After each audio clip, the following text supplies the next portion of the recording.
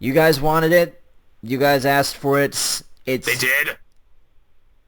well, yeah, of course they have. They've been wanting us to do this, and we kind of screwed up at that at I BronyCon. expect to see proof. Yeah, because someone, I'm looking at you, Zach, decided, oh, hey, I think it would be cool if we did a review with a ghost pepper sauce. Now, to be fair, that was Iliora's idea. And you didn't say no. You just said, oh, hey, that would be a swell idea. I'm all for it. The Toon Kritic cult of personality mango smoothies. Yeah, what he said. Wait. You mean to tell me you two don't even want to do this? Did we say that? I prefer to do it without my mouth all blistering and smoking and my teeth turning into little chunky bits of coal. Well, that's just... So he's the Toon Critic. Well, that's one way to start off this review. Yeah, I'm ToonKriticY2K, your cult of personality, Toon's name of game, etc., etc., etc. But I'm not here as Toon Critic. I'm actually here as FlameAmigo619. I can't believe I'm reintroducing myself like that. What do you mean? What do you mean? You mean that loser? Are you crazy? Hey, That guy was a selfish, no good, to-be-rotten bastard. And he was my bestest friend. You wouldn't return any of my calls! He stole my heart, shaped candies, and he ate them and he said I couldn't have them and he made me all sad. That dastardly slime ball! good God, we veered off so far. God damn it, I wanted this to be formal. Fucking hell. What is this formal? It sounds like a rash. We could at least have... You know, hang on. Let's start that over, but I'm going to save this, and I'm going to throw this at the end of the review as a blooper. No, fucker, you keep it all the way in. They like this sort of stuff. We're going in like this, motherfucker! Okay. So yeah, I'm FlameAmigo619. They know who we are, asshole! Yeah, but they think you're Oy, okay. They recognize the voices, they recognize the mannerisms. Let it go! Can't But- hold it back anymore. Let it go. Let it go. Turn away and slam the door. And I think I misused the rhymes. I'm FlameAmigo619, he's Miss Oliver Blossom, he's Train Lover 476. Was that really that fucking hard to do? Well, I died a little inside, but no, I guess not. That's who we started off with. That's our original... Well, actually, Joey, you haven't changed your name. You're still Train Lover 476. As far as you know. Oh, I'm sorry. Would you prefer to be called the Franchister? Because we know how well that went. Shut up! Shut up forever! So yeah, what was this that people have been practically knocking on our doors slash preparing angry mobs at us to do?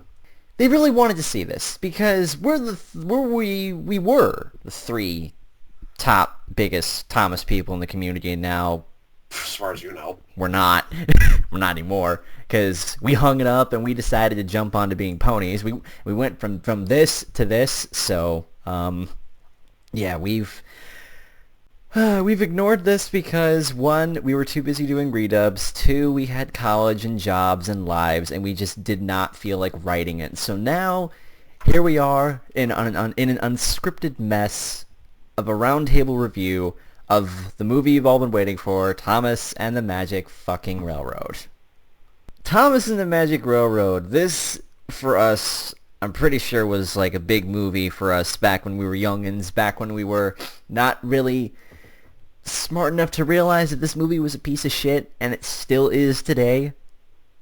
Back when we were big old anime-headed babies going through puberty, and our bodies changing in mysterious and disgusting ways. Building track layouts in our basement and making videos with a camcorder. Shut up. You're just not gonna quit making jabs at him, aren't you? That's like your stick now, isn't it? I like making jabs. Hey, at least I didn't spend all my time in a shed. Oh, I'm sorry. Hey! Oh, I'm sorry. What was that, Mr. James's Little Shop of Horror? Oh! Fuck, I forgot you. I thought people forgot about that. I did it! Dude, you're talking to the guy who saved all the audio of each of those productions, you asshole. Don't let people know the redubs. I'm sorry. Was I not supposed to say that out loud? Hey, can I get a copy of that, by the way? Oh, definitely. I'm sending it over right now. Are you kidding? The redubs are supposed to be dead. None of my redubs were supposed to survive. They were all supposed to have burned in the fire. They didn't! And I may have peed on that fire. Of course you did. Fun fact, did you know that elephant pee smells like licorice? It does? I don't know. So anyway, it starts off with Thomas Oh going... my god. No, you're not segueing into the fucking synopsis like that. Are you kidding me? We can't... Fuck you, he's doing it anyway. Continue. Do we even get to say what Thomas and the Magic Railroad is? They know what it is! Well, okay, listen. I have a lot of Brony fans. You don't know what the fuck we're talking about. Have Wikipedia, damn it! They're not gonna stop the review and look it up right now. So anyway, starts off, Thomas pumping around the island. The narrator guy is doing his usual narrator thing, but gulp, he gives himself a name. Yes, apparently this segues into, the narrator being named Mr. Conductor from the old series Shining Time Station. Man, that show is my shit. I thought Kids WB was your shit. Hey, before Kids WB, before Pokemon, before Power Rangers, I had Shining Time Station. For those curious, Shining Time Station was how Thomas even got into America at all. It's kind of the same way they did Salty's Lighthouse with Tugs, but nobody talks about Salty's Lighthouse. And it was probably done better. Oh, it was done a lot better.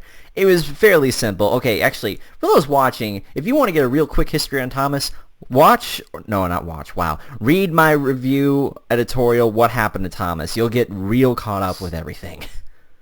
But yes, to sum up, Shining Time Station takes place in a train station in the real world, and it's the primary focus.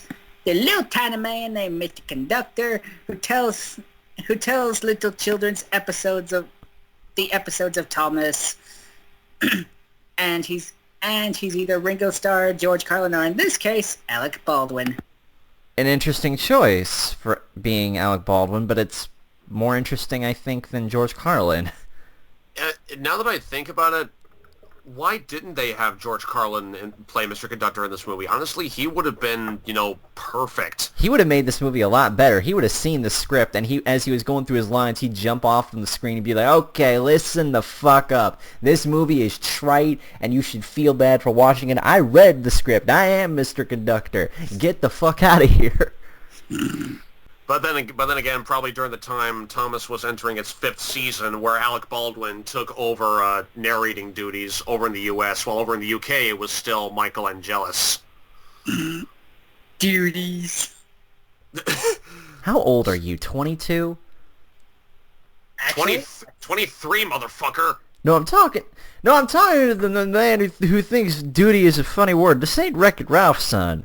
Turns out El Senor de Penguin de Fat Man Sir Topham Hatt, who is never seen at all in this movie, is going on vacation. So Mr. Conductor's coming over to babysit the engines. And right just then and there, we got our main baddie coming in, Diesel 10. Who is just as over the top as a Diesel with a crane arm / claw can get. The story mostly focuses on Thomas, and, well, mostly, I should say, barely, because the times we get to see Thomas in the beginning, like, yay, there's Thomas, yay, there's Gordon, yay, there's, okay, who's this new character? We find out Diesel 10 was brought onto the island because Sir Topham Hatt isn't even here, and he wanted an engine to come in, and Mr. Conductor, and rivalries, and unexplained backstory crap that nobody got into. But that's not the main focus. Nobody cares about the little tank engines. Our real story is on a human girl named, what's her Wow, it's been a while since I've seen this movie. Insert character played by Mara Wilson here. Mara Wilson. It was Lily. Lily, that's what it was. Okay, yeah, Lily. Our main focus is on Lily. For some... Actually, now that I think about it, it's not even focused mostly on Lily. It's mostly just on Peter Fonda's character and Mr. Conductor, their quest to get back this special magical entity called Gold Dust, which is the main sort of pixie dust, bibbity-bobbity-boo stuff that Mr. Conductor uses to travel between Shining Time and the island of Sodor. Yeah, it's established in this movie that the island of Sodor and the real world is actually connected through some sort of... Oh god, I remember this now, because it's connected by a magic railroad that has buffers on one end of the island and buffers on the other world, and then there's something about Muffle Mountain, and there's this lost engine, and there's gold dust, and there's a magic railroad, and there's a really depressed dude because Diesel 10 beat up this engine this one time, and like nobody knows what happened to the engine, and like he really needs some freaking Prozac, and his daughter or granddaughter Lily is just like, I want to go see trains, I want to go see the magic of Island of Sodor and all this other shit. This is a Thomas movie, right? Yeah, for this being Thomas and the Magic Railroad with Thomas and Diesel 10 like right smack dab on the cover. How long is he in this movie? We barely see them. Yeah. This is Thomas's big screen debut, right? This is this is the big one. This is 2000. This is at his hype. And we focus more on the humans.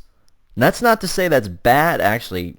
Yeah, it kind of is bad because the characters are horribly underdeveloped. It's pretty much Thomas's equivalent of Equestria Games. Oh dear God, you did not. You did not. No. Oh. Okay, that hurts. That's. Hey, don't tell me everybody else was thinking the exact same thing when they first saw it. You go hell! You go hell! You die! But yeah, seriously, Equestria Games is one of the best episodes ever with Spike. So moving on. So yeah, I mean, well, it turns out Mr. Conductor's got some kind of thingy going on where he's losing his gold dust, and so he's kind of stuck on the island. Kind of screwed. In comes his cousin. Yeah, cause he has a cousin. I love this guy. Okay, C. Jr. is one of the best characters in this movie. I will not lie. But C. Jr., he gets phoned in, and he goes to, like, Mr. Conductor's place. Literally phoned in. Yeah, literally. They literally phoned him in, and I'm just like, okay. Technically, they didn't phone him in. They seashelled him in. Oh, yeah, that's right. Yeah, it's like, hello, my cell phone's not working properly. I want the money back. Yeah, so through his magic, he ends up traveling with Lily to the island of Sodor. They chat for a little bit. Stuff goes on with Diesel 10. There's a really great chase scene at the end, which is probably one of the more memorable parts of the movie. Everything is saved. That's the only memorable part of the movie. Yeah, that's that's the one thing I remember most from it. Are you saying Diesel 10 himself isn't memorable? Oh, he is. He is. Anytime he's on screen, I can't help but just like smirk. I'm just like, they allowed this in a Thomas series. Come on. But anyway, to make it all short, him, especially having to actually name his claw Pinchy. Are you crazy? Yeah. To be fair, I once named my right foot Amanda. Interesting segue. Because Amanda Bynes' career is going underfoot? Oh, I gotcha. Anyway, they end up saving the day. Everybody gets gold dust. The magic railroad is rebuilt. Lady is... Yeah, that's her name. Lady is brought back. Everything is happy. Yippity frickin' Ray. And then guess what? It's never mentioned again up until the series later on where there's a sequel to Thomas and Magic and then calling all... Didn't happen! They had! Calling all engine and Moving on! I can't even say the title of the movie because that's just if you think this movie is better compared to that. But anyway, that's basically how we can sum it up. We haven't seen this movie in a long time. Fact, Lady was played by Britt Alcroft. That was a nice touch. I will give them that, but she barely spoke, so that doesn't even freaking count. Still, when she did speak, she made it count. She did. That's basically the summary of the movie. If you want to see it for yourself, go ahead, but we just very loosely described what happened in it. Just be prepared. This, like we said, the story is completely confusing, and just the main core of it, it's just depressing. Yeah, this is a Thomas movie, right? And you spend half the time... Actually, you know what? How about we start going into that with what we didn't like about this movie? Let's just get the bad out of the way. And let's start it off with Will. Yeah, Thomas and the Magic Railroad. What little part he played in it. I remember when I first saw this film in theaters, I was honestly really taken aback of how very little we saw of him, because, like, he took up, like, what, like, 2/3 of the poster? And, like it showed him, like, you know, being on a runaway from Diesel 10, and that seemed like to be, like, this really, you know, interesting and epic chase, because, you know, like, I've said before, Season 5, which aired on TV or on VHS like, I think like a year before this movie came out, I loved Season 5. It gave us thrills, spills, and, you know, chase scenes and stuff getting destroyed, and just, I love it.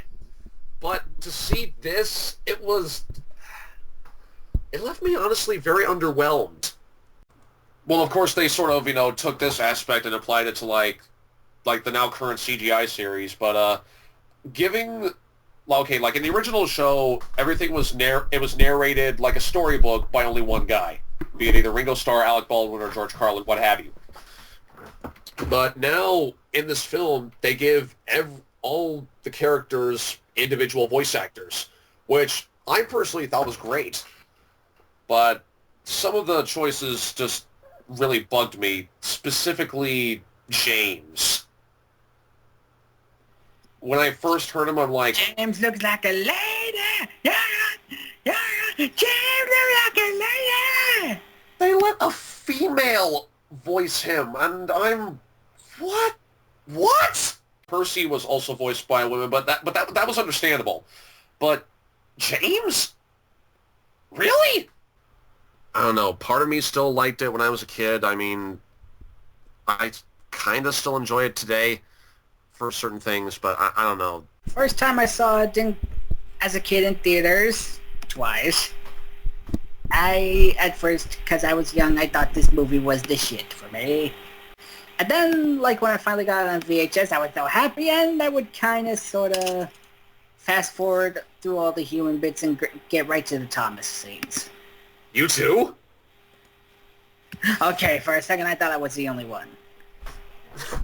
Cause I don't know, I'll keep it short and simple. If they could just take out all the human bits and make it a full-on, write a full-length plot for Thomas, as in the actual Thomas, and maybe bring in more than just as half of the Steam team, it would have been a really awesome movie.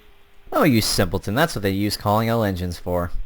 Shut your existence forever! At least these writers were trying! Touché. Anyway, Mr. You're so smart. What do you hate about this movie? And keep it simple. We only got a half-hour block. Well, we're already almost at 20 minutes. Jesus Christ. Yeah! See why I wanted this to be all formal and professional? Oh, come on. They love... Soonest foremost. Oh, come on. You know they love the informal stuff. This is the internet. There's a lot of things about this movie that bug me, and I guess I sort of agree with you guys that they shouldn't have, like, focused so much on the human bits. I think they should have done better on the human bits, because what they were giving us, it's a fairly coherent story, but there's really not a lot of depth to it. It's just, you can't really dig into it. You can't really make any, like, theories in your head about it. It's just, it's hollow. It's really hollow when you look at it. I really did not like, what was his name? Burnett Stone, yeah. I did not like the fact that he was so depressing all the time. Patch and Lily, I don't know what they were trying to go for between the two of them. The way they were solving the mystery and stuff, nobody really cared. We wanted to see more Thomas. If this is supposed to be about Thomas, why are you focusing on the human characters so much? I I found it funny that Percy and James were voiced by women, and I believe those voice actors were part of Sailor Moon, if I'm correct. What? I believe one of them, the voice of James... James was voiced by Sailor Jupiter. Yeah. Okay, well that's news to me. I knew about this. I did my research, like, I think, when I was looking it up for, Oh my... god. Oh god. Ow! Ow! Ow! Get it out! Get it out! What? Why am I envisioning someone making a fan art of James in a sailor suit? I am going to need you to never have that image again, and... Get it out!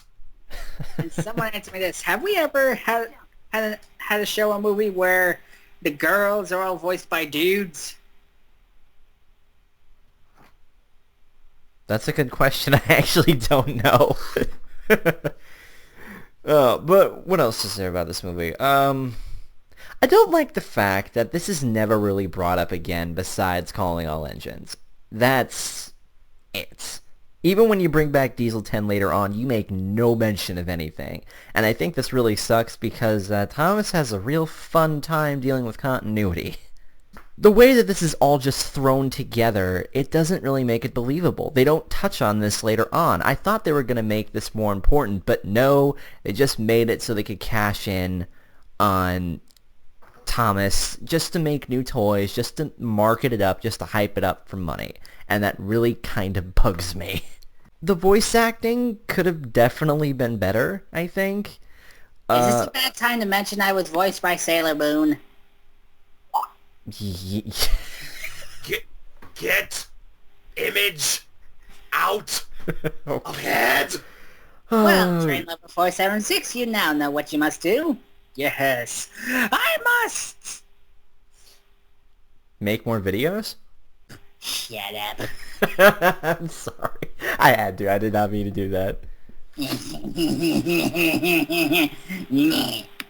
But yeah, there's really not many things that I liked about this, which segues into what we did like. I'll go first for this, just to throw it out there. There were a few small gems that I enjoyed in this movie. One of which is C. Jr. He was probably even though he felt kind of pointless, for comic relief, he made it funny. I remember the windmill scene. I remember laughing so hard at that when I was younger. Just seeing him on screen is a treat, I think. Alec Baldwin as Mr. Conductor, give him props. He's usually up for serious roles, but I think he enjoyed doing this. I think you could tell that, he at least played the role of Mr. Conductor, right? The chase scene at the end, that's one of the best parts of the movie. I remember when they had the website up where you could go in and collect pieces of gold dust and stuff. You would unlock a clip from the movie, and that clip was the chase scene. And I remember getting so excited about that. And that still is the best part of the movie to me. Dude, I remember that website. Yeah, you will. You know what I'm talking about, right? Oh yeah, the Thomas the Magic Railroad website. Oh, that brings back memories. That every the main page it would go on, it would play Atomic Kitten's version of Locomotion. Oh, I used to dance to that all the time. That brings me to what I loved most about this movie, and the one thing that I will take away, besides C. Jr., besides the chase scene, I will always take away the music from this movie. I love the music for this, especially the opening theme. That gets you into the movie. I mean, that sold me enough as a kid. I remember buying the soundtrack just to listen to that and feeling, even listening to it now, it gives me goosebumps. That's how great it is. So that's really sad though, when the only thing that I really, really enjoyed from this movie is the music. This is like me saying that I love the heck out of Sonic 06 just for the music. Oh. Wow. I have to rethink my life. Subtle. I have to rethink I mean, my kind of life. like how I only liked Sam and Cat because of the theme song, and the rest of the show is kind of eh. Or pretty much how almost everybody instantly repeats all the songs from Friendship is Magic, and pretty much nothing else. Yeah. I know definitely when I saw this movie as a kid, one thing that really got me going, because, okay, this is going to sound a little, a little out there, but back when Thomas was on VHS, I would always have these, daydreams or imaginations of me wishing that I could, actually visit the island of Sodor and, interact with all the characters. Dude, you weren't the only one. Stuff like that. And what really sold me on this movie when I first saw it was the fact that, Mr. Conductor, C. Jr., Lily, and all that sort of good stuff could actually do that. And I felt like, oh, shit, humans can visit the island of Sodor? Where's my ticket? Okay, bit of a story time. Back when Thomas was still on VHS or on air or Shine Time Station or whatever, the thing that really got me the most, because I enjoyed the story so much, I sort of had these, daydreams or imaginations or, actually me, just playing around and stuff with like the wooden trains or the electric trains or stuff like that. I would always try to imagine myself visiting the island of Sodor and, interacting with all these characters. I thought the same thing, honestly. Yeah. To have that fantasy as a child. Yeah, We all wanted to go to the island of Sodor. Come on. And the fact that this movie actually presented that possibility with C. Jr., Mr. Conductor, Peter Fonda's character, Burnett Stone, Lily, and all that good stuff.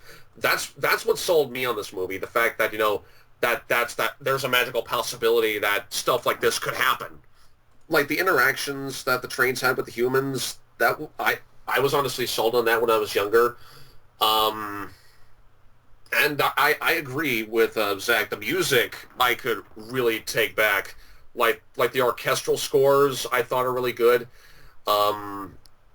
Like the reimagining of He's a Really Useful Engine, that was good. Atomic Kitten's Locomotion, I always danced to that. And of course Shine Time Station, and one of my favorites, I Know How the Moon Must Feel. Beautiful songs. So yeah, I took a lot of that. I think nowadays what I can take away from this movie is that they were trying to make something good. I mean, especially from what I read about like all behind the scenes production stuff like that, a lot had to be cut out. Like apparently there was this supposed to be second villain who was a human named P.T. Boomer. And stuff like that. I never read much about him, but apparently he was quote-unquote too scary for kids. Okay, that totally makes sense. So the scene where Diesel 10 is ripping down the shed and he's kind of like throwing his claw on and like being all intimidating, that's not scary? Yeah, I never really got that. You can see the problem with this little picture.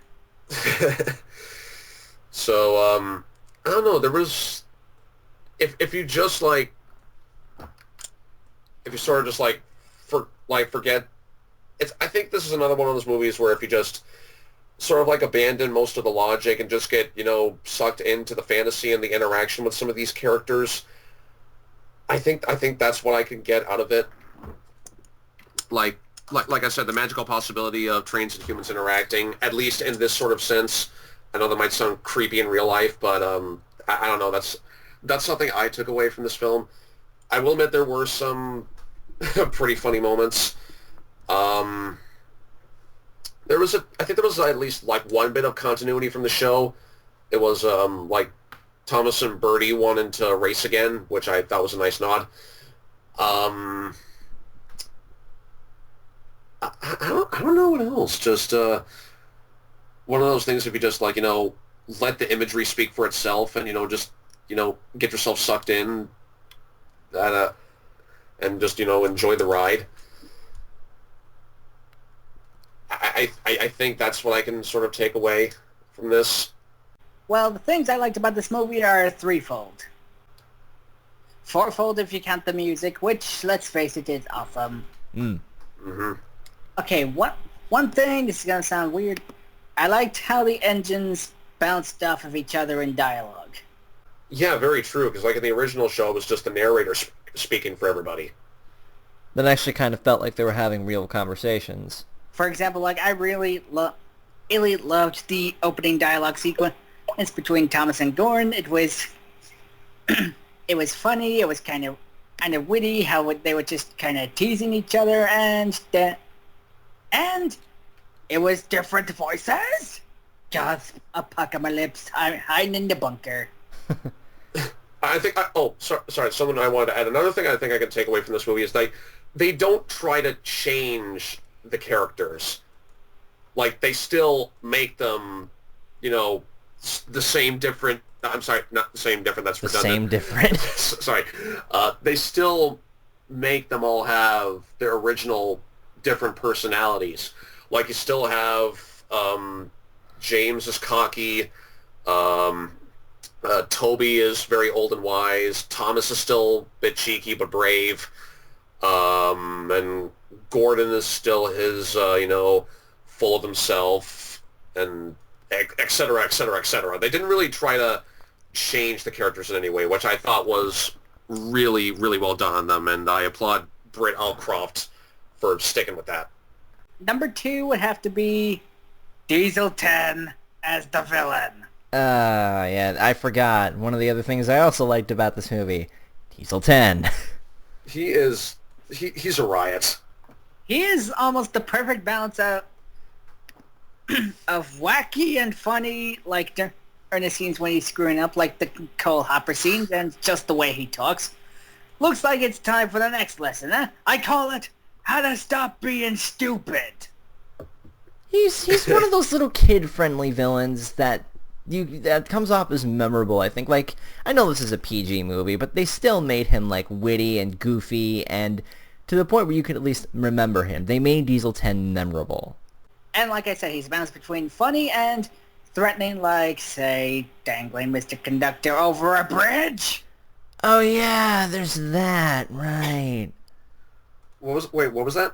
You remember the scene where, Diesel 10 just grabs Mr. Conductor and threatens to drop him off a bridge? Yeah, that was out there. I didn't think the movie would do that. Still, it sets it like a perfect balance for the character, threatening and yet comical at the same time. That's a unique kind of villain. It's still one of my favorite villains. Not my top 10, but at least one of my favorites. He's in my top 10. Who you kidding? Anyway, what's the third one? What the hell is the third one? Did you forget the third one? Okay, I'm just kidding, I remember. Right, my third point. Like I said, Mr. Conductor and C Junior.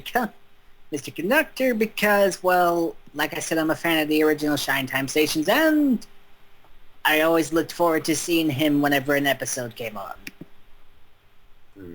Mr. Conductor was always a highlight of Shining Time Station. Mainly as the keeper of the stories. Stories. Sorry. Yeah, stories. Okay, anyway. And C Junior because, well, what can I say? He was funny and okay, yeah, he was kind of pointless to the plot. And I still don't know what the point of his and James's little smelter shed scene was, even though it was kind of cool. I still like him, and I always look forward to his scenes along with the Island of Sodor scenes in the movie. Overall, this film isn't for everybody.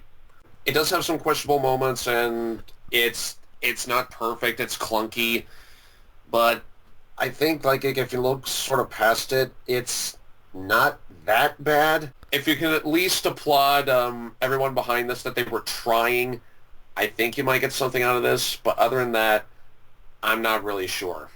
It's probably subjective the way I see it, but I don't know. I still kind of enjoy it to this day, not as much as I did when I was a kid, but that sort of thing. Again, it's a subjective kind of flick. Yeah, that's the way I see it. Okay, as clumsy and kind of awkward as it was, I still liked this movie.